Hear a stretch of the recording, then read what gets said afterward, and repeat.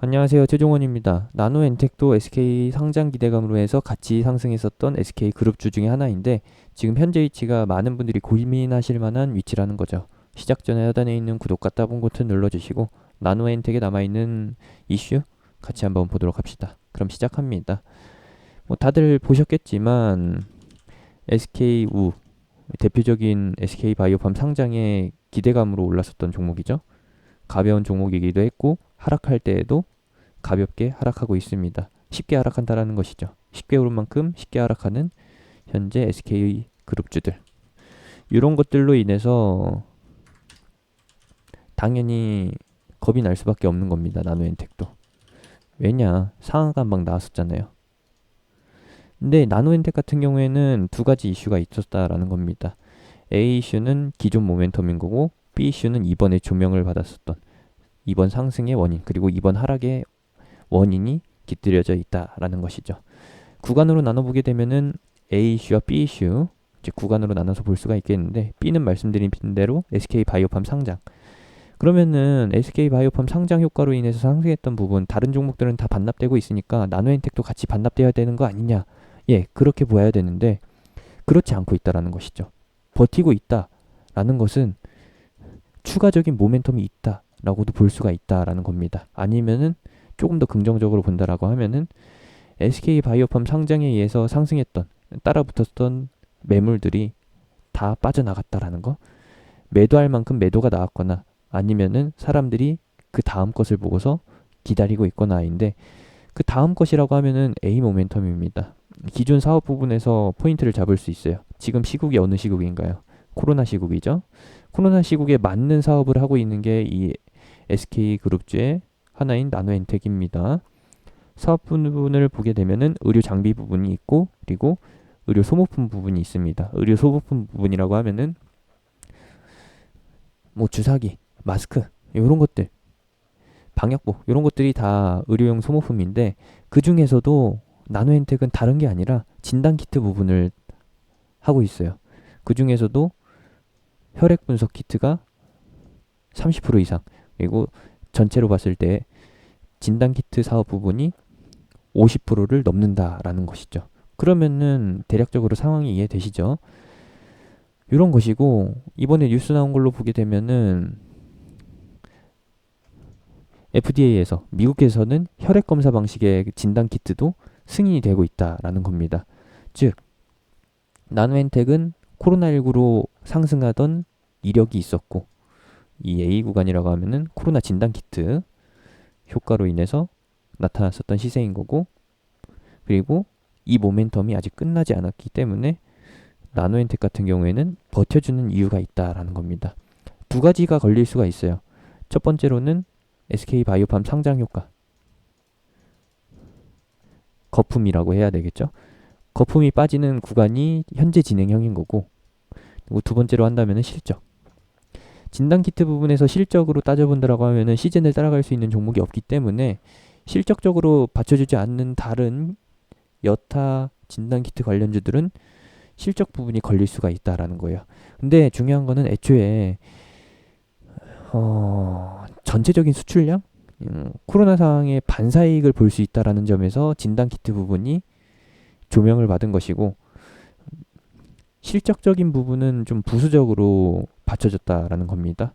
애초에 시젠 말고는 진단키트 수출 실적으로 해서 상승했던 종목들이 그렇게 많지 않아요. 기억에도 남지 않는 정도고 너무 막연하게 기대하고 있는 것은 시즌에 대한 부분인 거고 이외의 진단키트 같은 경우에는 실적보다는 현재 코로나 상황이 계속 진행되고 있다라는 점에서의 반사이익을 노린다라는 것이죠.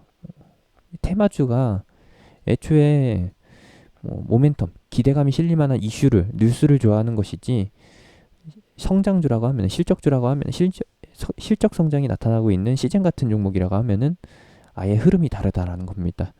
지금 현재 진단키트 부분에서